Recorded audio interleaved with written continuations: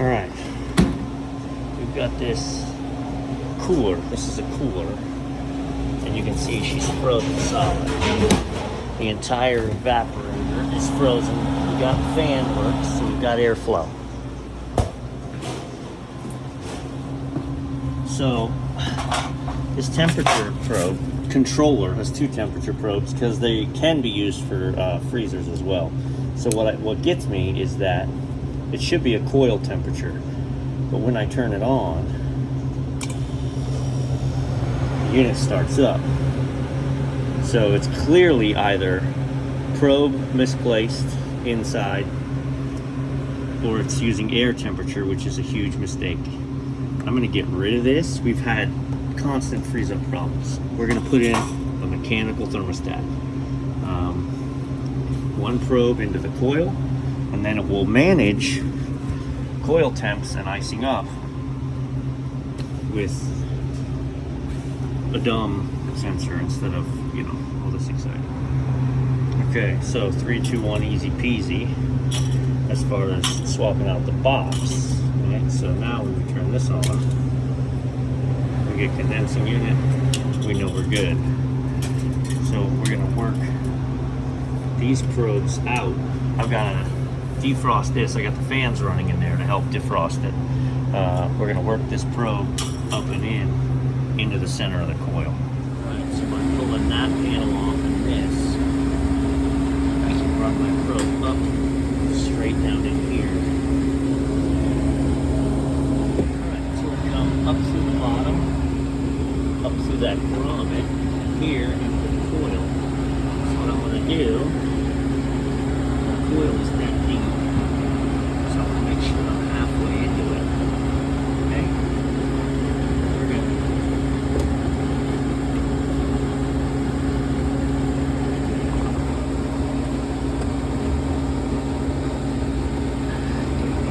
Coil sensing probe that works.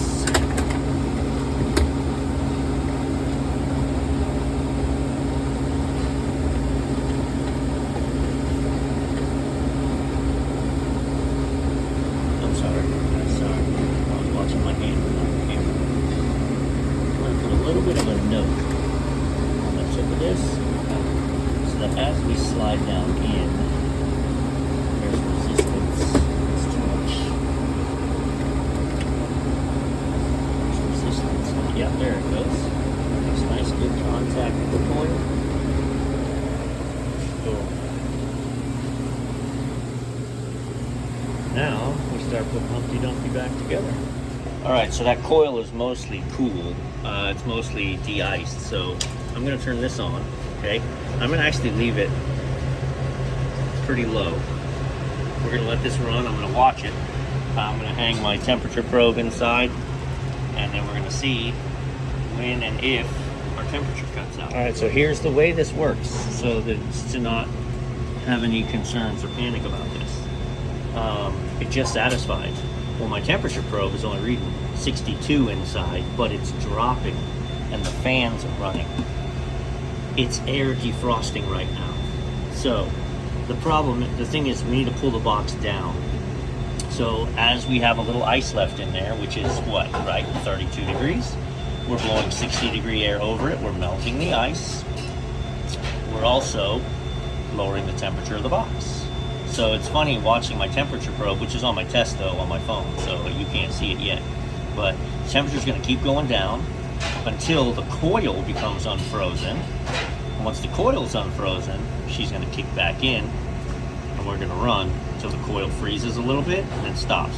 So the healthy cycle is the box is hanging out at 38, 39 degrees. The coil hits 38, 39 degrees. She kicks in. Coil becomes 28, freezes, pulls the air temperature down, satisfies. We're getting these coil temperature settings are normally like 24, 22, 28, something like that. So when the coil hits 24, it drops out, air blows over it. We're holding the box temperature under 40, and all is well.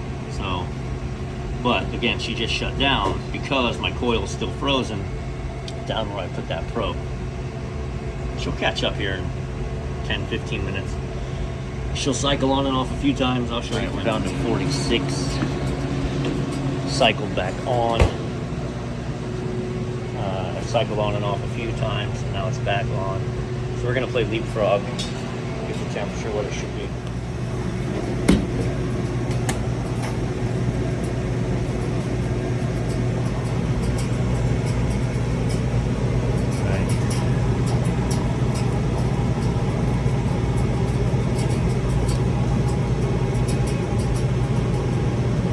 Like I said, we're gonna have to leapfrog.